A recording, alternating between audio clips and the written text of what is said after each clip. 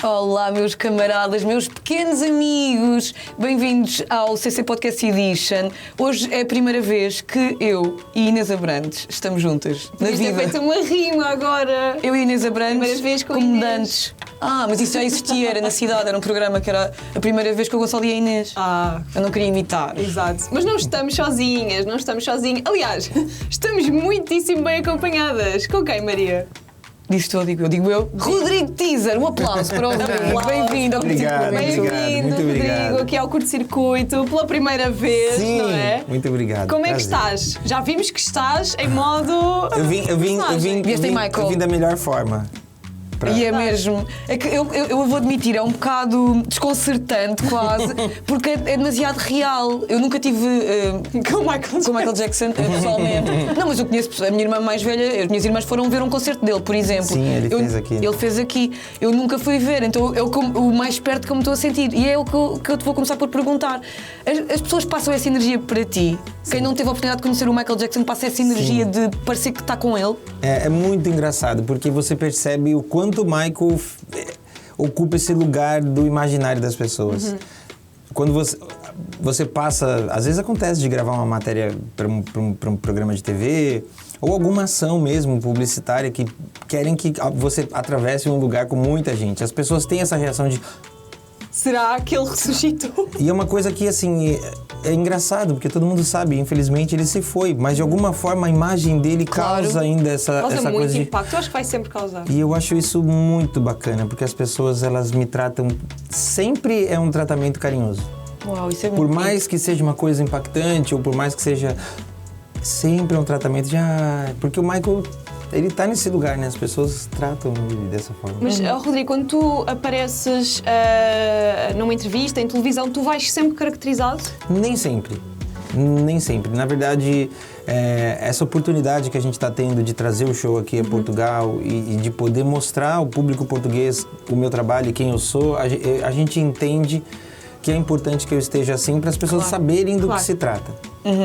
Em outros lugares, né, o Brasil e até outros lugares que a gente já foi mais, eu posso já aparecer sem estar maquiado, sem estar de mesmo no Michael. teu Instagram tu também apareces. Instagram. Eu tenho um trabalho, na verdade, no Brasil, um trabalho autoral, canções minhas. Inclusive, uma das coisas que eu me lembrei agora, uma das coisas que eu mais me emocionei aqui em Portugal foi fazendo um passeio, normal, obviamente, sem estar maquiado, e um rapaz português me parou na rua e falou: És o Rodrigo Teaser? Eu falei: sim. Rodrigo, eu amo Michael Jackson. Sou fã do Michael Jackson, adoro o seu show. E eu amo as suas canções. E aí eu falei: mentira, você ouve minhas canções? Porque é um trabalho ainda que está engatinhando no Brasil, claro. É um trabalho independente. E você imaginar que a música atravessou o oceano e alguém aqui... Eu fiquei tão emocionado com isso. Eu fui embora, eu fui pro hotel pensando isso. Eu fui dormir, eu fiquei tão feliz com isso. Eu nem consigo imaginar como é que deve ser tu isto. Eu que estás a dizer, para milhares de quilómetros longe de casa e seres reconhecido como Rodrigo. Isso porque foi no muito Brasil especial. tu sentes que é muito difícil dissociar a tua carreira como Rodrigo da tua carreira como imitador do Michael? É muito difícil. É muito difícil porque... A gente, quando a gente começou, eu falo a gente sempre porque eu e minha esposa que montamos o show e a gente que batalhou para que isso acontecesse, não imaginávamos que fosse chegar tão longe. Então não tinha alguém no Brasil que tivesse feito um trabalho desse tipo, dimensão, que tivesse atingido essa dimensão. Pois. Então as coisas foram acontecendo, a gente foi aprendendo a lidar. Mas como é que começou tudo? Como é que tu pensaste, quando é que foi o momento em que tu pensaste eu vou fazer da minha vida uma homenagem ao Michael Jackson? Na verdade, assim, eu me tornei fã do Michael, minha mãe conta, eu tinha uns 5 anos e eu gostava de ouvir as canções. Ela falava que eu sempre procurava na rádio a mesma voz e ela falou: é o mesmo cantor, me deu um disco. E tu ainda sabias o nome dele, mas já querias a voz dele. Eu gostava de ouvir aquilo. Tu gostavas de ouvir. E aí eu descobri que era o Michael Jackson, minha mãe me deu esse disco e eu era uma criança muito tímida, muito. E aí ficava em casa dançando. Quando iniciou a fase da alfabetização, a minha timidez era um problema, porque eu tinha vergonha de perguntar para a professora, levantar a mão. Então, minha mãe viu na dança, nessa coisa do Michael, uma oportunidade de me incentivar a aprender a lidar com a timidez. Então, ela foi me incentivando, ao ponto que quando eu tinha 9 anos surgiu, não sei como, uma oportunidade para eu fazer uma apresentação num evento que era desfile de criança, eram várias coisas só com crianças. E aí o Rodrigo pode se apresentar? E aí foi a primeira vez que eu me vesti de Michael. E foste tu que decidiste logo que querias essa personagem, esse Sim, perfil. sim. Na verdade, porque eu sempre amei o Michael e era uma coisa tão natural ficar dançando Michael e tudo mais. E aí me apresentei. E aí minha mãe conta que quando acabou eu falei, mãe, isso foi muito bom. Você pode me ajudar a fazer de novo? E aí ela conta também, meu pai conta que criança quando a gente estuda, que vai bem na escola, a gente quer sempre um brinquedo, um jogo, um videogame. Minha mãe falava que eu pedia um figurino. Se eu for bem na escola, eu posso ter um figurino de bad. Tem muita graça. Mãe, se eu for bom na escola, se eu passar de ano bem, eu posso ter o figurino e tal. E aí foi assim. Mas era a tua mãe que fazia? Não, a minha mãe ela é formada em moda, então ela sabia desenhar muito bem. Uau. Então ela desenhava os figurinos muito perfeitos e aí uma senhora fazia os figurinos. Produzia. E aí ela fazia pra mim era... Eu sempre falo que isso que eu faço, ele lida muito com a questão lúdica. Né? Sim, Quando sim, a gente sim, é sim, criança, né? A gente veste a roupa do super-herói, ou da princesa da Disney, ou do que quer que seja. E a gente veste aquilo, é quase como te transportar para um outro lugar. Claro. E a roupa, o figurino do Michael, ele... Transporta-te logo para aí. De certa forma, ele ainda causa esse efeito em mim. Ok. Eu visto o figurino do Michael, eu me reconheço como aquele mesmo garoto que cresceu, porque eu acho que isso me coloca no meu lugar também. Porque tu, por exemplo, não te imaginas a fazer um espetáculo sem figurino, por exemplo, achas que não tinha o mesmo impacto? Eu sei que visualmente não tem, mas para ti, a nível interior. Já me perguntaram se eu toparia fazer o show em tributo ao Michael sem estar de Michael. Para mim seria um desafio. Pois. Fazer um show autoral das minhas músicas, não, porque eu entendo que ali sou eu, Claro. eu me comporto de uma forma diferente e tal, mas o show em tributo ao Michael, para mim, seria uma dificuldade mesmo, de fazer sem estar de Michael. Porque também tu entras em persona, entras nessa... Porque o Michael, ele tem uma coisa de... Óbvio, mesmo sendo Michael Jackson, isso a gente foi aprender depois, trabalhando com o coreógrafo do Michael, ele que me dirige, o Lavelle Smith. Pois eu ia perguntar, eu fui ver os comentários no YouTube e está mesmo. imensa gente a dizer isso. Como é que isso tudo aconteceu? Ok, tu eras fã do Michael Jackson, mas daí a trabalhares com o coreógrafo dele, a conheceres alguns E os familiares músicos dele, também, os muitos deles. Sim, músicos, também.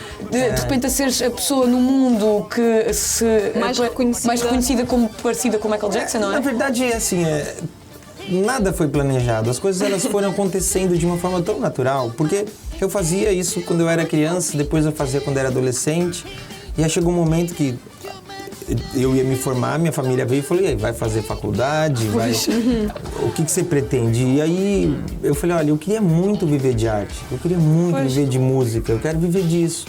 E eu tive tenho uma família incrível, porque eles falaram pra mim, então vai fazer isso. Isso é ótimo. E eu pude me permitir tentar fazer e dar certo. Então, à medida que as coisas foram acontecendo, eu só fui aprendendo a lidar porque dava certo. Eu falava, vixe, meu Deus, deu certo, então Como é vamos que isto está a acontecer? Ok, vamos fazer. Então, mesmo esse show, que é o show que a gente viaja e já pôde apresentar em vários lugares, era uma coisa que a gente estava lá no Brasil vivendo a ansiedade de assistir os shows que ele estava ensaiando, desse Zit.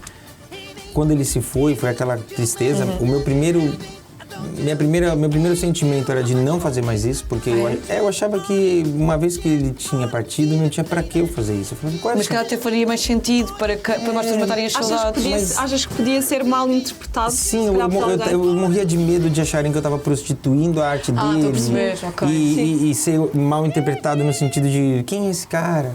Embora fosse uma coisa que tivesse acompanhado a vida inteira, eu fiquei com esse medo. E aí a gente foi assistir o This Is It, o documentário, e aí no cinema mesmo eu virei pra minha esposa e falei, puxa, vamos montar um show bem grande? E aí eu brinco porque ela podia ter dito não. E tu não tinhas feito. E acabava aí. Se ela tivesse dito não... Tu ias fazer a mesma. A gente tem que assumir quem dá a palavra final, né? E aí ela, naquele dia, obviamente a gente já tinha 10 anos de relacionamento praticamente, ela pegou e ela falou, poxa, não, vamos fazer. E aí a gente ficou 1 ano e meio montando esse show. Quando o show estreou, eu achei que a gente fosse fazer 2, 3 capitais do Brasil em 1 ano. No ano seguinte, no aniversário de falecimento, 2, 3 shows. Eu achei que seria uma coisa assim. Mas começaste a ver os teus shows esgotados. E aí o show de estreia esgotou, e aí, olha, você pode fazer outro daqui 3 meses? E aí... Depois de 3 meses esgotou, você pode voltar. Então foi tudo muito gradual. E aí depois, olha, você pode ir para tal cidade? E aí a gente começou a aprender a lidar com isso dessa forma. E o show, desde o momento que ele estreou até hoje, ele só cresceu. Então essa questão do coreógrafo, ela acontece bem nesse momento, porque eu mandei mensagem para pessoas que trabalharam com o Michael no Facebook. Eu acho que é preciso também ter coragem e lata para fazer as coisas, não é? Mas... vou mandar, o que é que eu tenho a perder? Não é? Mas foi engraçado que eu mandei como um fã. Eu falei, olha, puxa, que legal, eu amo o Michael e eu sei que você... Porque eu sempre fui meio nerd de Michael. Eu pesquisava... Sabe tudo. Lançava um disco que eu lia ficha técnica, fazia um show, eu lia a ficha técnica. E é uma coisa que eu gostava tanto que às vezes eu lia a ficha técnica de outro artista e fazia... Já ouvi esse nome, peraí. É daqui. Então eu sempre tive esse hábito. Então eu acabei... entrei no Facebook. Falei, deixa eu ver os nomes que eu conheço. Mandei mensagem para um monte de gente que trabalhou com o Michael, um monte, nunca respondeu. Mas como é que foi quando tiveste a primeira resposta? Não, foi incrível, porque quando ele me respondeu, ele foi muito carinhoso, o coreógrafo. E é um coreógrafo, é um artista, assim, que eu não imaginei que fosse ter essa atenção com um fã, porque... Trabalhou com o Michael por 20 anos, coreografou Beyoncé, Ricky Martin, Rihanna, muita gente. Então ele foi tão carinhoso, eu falei, olha, além de ser muito fã, eu tenho esse show aqui que eu faço, você pode dar sua opinião sincera? Inclusive, se você tiver observações, você pode me falar para eu poder melhorar?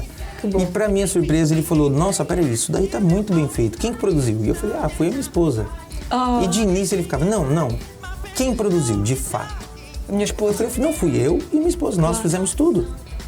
Ele falou, não, então peraí, quando você tiver um show importante no Brasil, me chama que eu quero fazer parte disso. Então, pra mim, isso foi a coisa mais bonita, porque não foi um contato profissional, né? Eu não cheguei pra ele, eu não cheguei pra ele e falei, quanto você quer? Olha, o que você... Não, ele falou, eu quero fazer parte. E aí, obviamente, que eu chorava, que eu falava, meu Deus. Isto está a acontecer. E aí ele foi ao Brasil, ficou, acho que uns 10 dias a gente convivendo e ele me dirigindo e fazendo os laboratórios que o Michael fazia com os dançarinos dele. E aí ele falou, olha, desde que o Michael se foi, eu nunca mais subi no palco. Posso subir com você? E aí ele subiu no palco, foi uma outra emoção e a gente estabeleceu uma relação mesmo, uma ligação que a gente tem até hoje. E a gente viajou já para vários lugares fazendo show. E foi por conta dele que eu acabei conhecendo outras pessoas que trabalharam com o Michael. E algumas dessas pessoas são pessoas que eu tenho nas minhas redes sociais declaração delas. Elas falam, eu nunca nem quis assistir uma homenagem ao Michael, um tributo ao Michael feito por um imitador. Mas quando eu vi o trabalho do Rodrigo, eu falei, nossa, tem tanto carinho nos detalhes que eu quero fazer parte. Então, pra mim, isso Acho que impagável, não é? Não tem... Tu chegaste a estar com os irmãos do Michael Jackson? Tive a oportunidade de estar com alguns pessoalmente e com o Jermaine só por telefone. Ok. O que é que eles te disseram? Eles elogiam, eles acham bonito, eles acham... No Brasil... também veem essa tua paixão, não é? Sim, e no Brasil eles foram a fazer show e eu tinha feito o show no mesmo lugar que eles tinham feito. O que pra eles já era uma situação do tipo, uau! Então esse show não é qualquer show. E aí presenteei eles com o livro do show que a gente tem e falei pra eles de toda a experiência e tudo mais. Já tinha conversado algumas vezes com alguns filhos de alguns deles e falei, já conversei com a sua filha, conversei com o seu filho. E eles foram muito carinhosos e viram o material. Posteriormente viram depois vídeos e eu pude falar por redes sociais com eles. Com o Jermaine, eu tive uma experiência que foi muito legal, porque eu não sabia que eu ia falar com ele. Eu fui ter uma reunião, por conta de uns shows que a gente estava para fazer nos Estados Unidos, eu fui ter uma reunião com o Amir, que é uma pessoa que é do Kool and the Gang.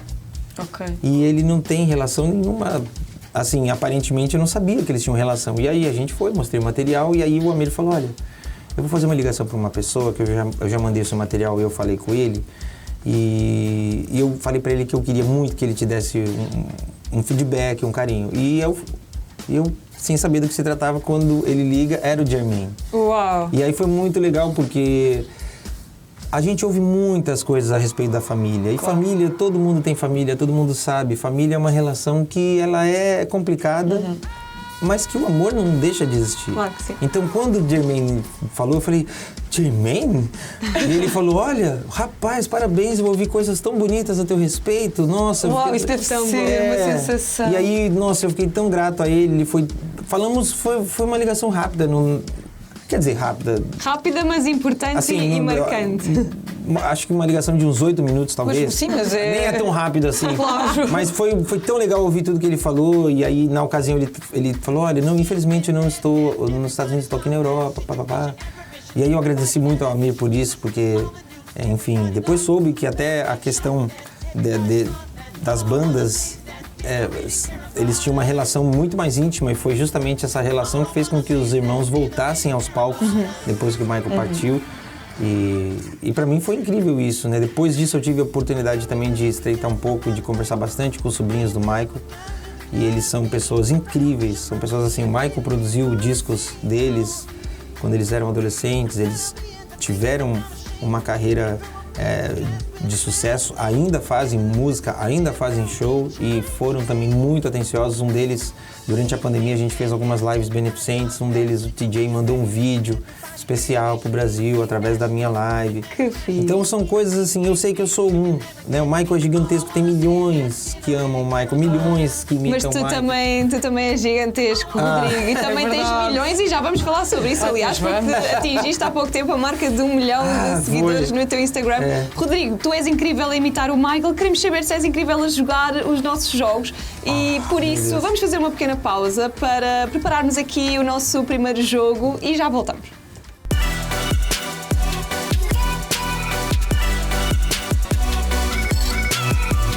Rodrigo Teaser, à luz do dia de hoje, à luz do dia que vocês estão a ouvir, já deu os seus concertos em Lisboa e no Porto, mas ainda não nos explicaste tudo sobre o teu Instagram e por causa disso nós fomos à procura de algumas imagens para tu nos explicares. É constrangedor? Não sei, eu muita besteira, eu posto muita besteira no meu Instagram, vamos ver, né? Sério? Não, nós trouxemos coisas nós só queremos sérias. saber. Ok, esse sou eu mesmo. Pronto, isto és tu sem maquiagem. Sem maquiagem. E tu disseste, antes de nós entrarmos, tu ainda não tinhas chegado, Inês, que eu já estou aqui há um dia. Não, eu chego sempre atrasada, toda a gente sabe.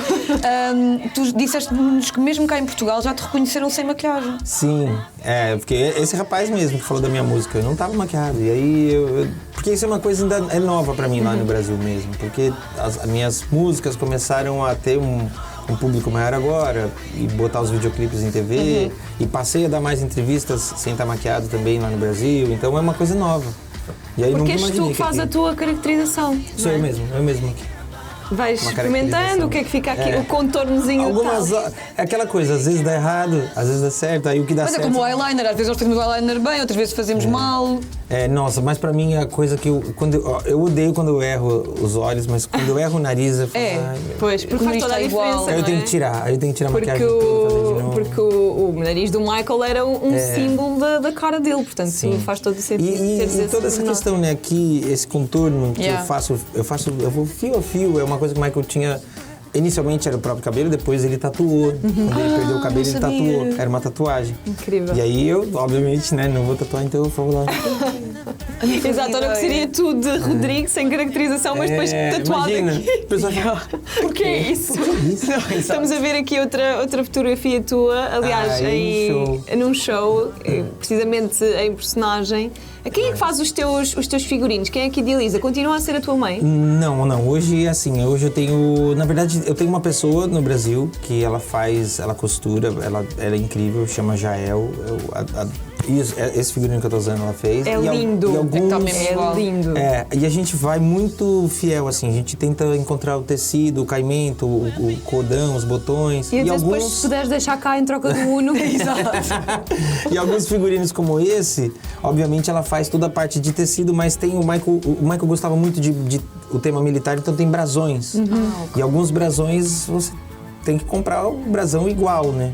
E aí o brasão é da polícia de alguma cidade dos Então você tem que fazer essa pesquisa. Aí você faz essa pesquisa ou descobre alguém que faz a réplica, né? Porque não é... Pois. Como é que você vai ter o acesso a um brasão da polícia? Então, são réplicas. No caso desse figurino mesmo, especificamente, eu tive 2 versões. Eu tive uma versão que toda essa peça dourada era de metal. Mas não devia ser nada confortável. Não era confortável e era muito pesado. E aí a gente, de pesquisar material, encontrei uma empresa, falou, vamos tentar fazer em acrílico. E aí... Então, mas é uma atenção ao detalhe, vocês pensam em tudo. Tem que pensar, porque o Michael, ele misturava muitas coisas, muitos elementos. E já aconteceu dele se cortar em cena com algum acessório de metal que ele tinha. E tem isso na internet. Ele se cortou e aí botou uma proteção e continuou fazendo show que estava sangrando. Ele misturava esses elementos porque em cena realmente é muito bonito. Faz toda a diferença, claro. O brilho e isso influencia também na programação da luz. Determinado figurino tem uma luz diferente de outro. Então, portanto, é tudo pensado minuciosamente. Isso é uma coisa que a gente foi aprendendo também com o tempo. Quando você começa a assistir muitos shows, você percebe que algumas coisas estão sempre presentes, mesmo que sejam anos diferentes. Você fala, opa, isso faz sentido. Tu e a Priscila veem muitos shows, veem muita gravação dos shows para perceber onde é que podem fazer pequenos melhoramentos? Sim, sempre. Eu sempre assisto. E é muito engraçado, porque eu tenho um olhar e ela tem outro. Então, o equilíbrio é muito bom. Porque às vezes quando eu vejo, eu falo, tá tudo muito ruim, meu Deus. E ela, não, tá? Então, o equilíbrio é o que faz a gente progredir. Uau. Olha, nesta imagem tu estás a descaracterizar. Como é que é no final, quando sais do palco e já estás em Rodrigo outra vez, o que é que tu sentes? É sempre uma sensação boa. Porque eu sou muito fã do Michael. Eu sempre falo que eu não sou um artista que descobriu que podia imitar o Michael. Eu sou um fã que foi imitar o ídolo e descobriu que podia ser artista. Então, quando eu tô no palco e eu vejo um monte de gente cantando, celebrando, se emocionando, eu falo, cara, que legal. Uma ideia que eu tive virou um show e agora essas pessoas estão aqui junto comigo. E são pessoas que partilham a mesma paixão que tu. É isso. Então é uma sensação tão boa. Quando acaba o show, é uma sensação sempre boa. Mesmo quando às vezes infelizmente acontece, você fazer um show com problemas técnicos e tal, e você fica tenso, mas quando acaba o show, você fala, puxa... Mais um dia de missão cumprida. E também o fato de que é um privilégio se fazer o que ama, né? Claro. Tantas pessoas que, né, quando a gente é adolescente, a gente fala com os amigos... Tanta gente sonha em fazer tanta coisa e poucos se tornam adultos e podem falar, eu faço aquilo que eu gosto, eu tive a coragem de ter a vida que eu quero. Eu faço aquilo que eu sonhei. E a coragem de ser artista, que muitas vezes pode correr muito bem, mas também pode correr muito mal. Às vezes o pessoal acha que é um pouco dramático, mas eu sempre falo que todo show pra mim é como se fosse o último. Eu sempre penso... Eu vou falar da forma que eu falo, mas a gente não sabe. Às vezes a gente pode ser atropelado, bater o carro, um avião cai. Então eu penso, cada show é o último e a gente tem que fazer com muita gana mesmo, com toda a força. E aí quando acaba você fala, que bom, foi o melhor que eu pude fazer, foi lindo e tal. Então tu dás sempre o mesmo, não importa o sítio onde estejas, não pensas este palco é mais importante ou este não? Não importa. É sempre dar tudo. Eu sempre falo isso, às vezes o pessoal fala, a gente teve uma oportunidade muito linda de fazer o show na Broadway, na Times Square. Esse mesmo show com a Jennifer, a gente apresentou em Nova York, na Times Square. E às vezes as pessoas falam, qual é a diferença do show lá? A diferença é só o lugar, porque a equipe é a mesma, a banda é a mesma, o balé é o mesmo, a entrega é a mesma, a vontade que as pessoas se encantem é a mesma. E eu acho que isso é o principal. Eu acho que se a gente começa, hoje aqui vamos fazer menor. Claro. Até porque, eu vou ser bem honesto, hoje, graças a Deus, a gente lota casas de shows e tudo mais, mas eu já cheguei a viajar para fazer shows lá no comecinho e subir no palco para 15 pessoas. E davas tudo para aquelas 15 pessoas. E o contratante falava, olha, tem 15 pessoas, se quiser a gente cancela. E eu falava, não. Eu viajei para fazer o show, vou fazer o show. Então tá, faz, mas não precisa pôr efeito. Eu falei, não. Vai pôr tudo. As pessoas vieram para cá para assistir um show com efeitos.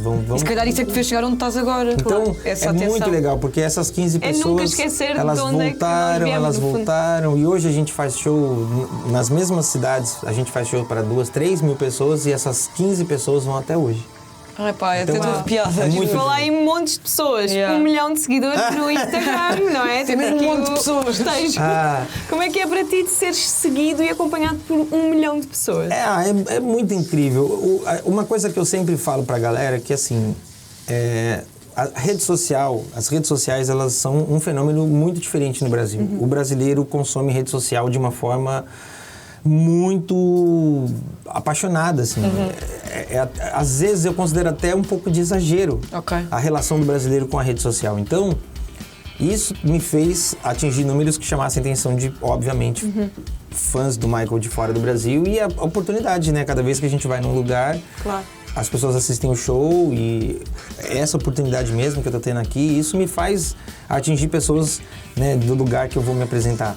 Então, eu acho uma coisa incrível que tem 1 milhão de pessoas, porque eu falo, puxa, é muita gente. Eu pensava assim, um dia quando eu tiver uma carreira autoral, se eu fizer uma música de sucesso, eu vou atingir 1 milhão. Nunca imaginei que fazendo os shows de Michael e os tributos me levasse a isso, né? Claro. Olha, incrível. Nós estamos apaixonadas por esta conversa, ainda mais apaixonadas pelo que vai acontecer a seguir. É um jogo que se chama O que é que se passa aqui? Exato. Portanto, vamos saber o que é que se passa aqui. Vamos lá.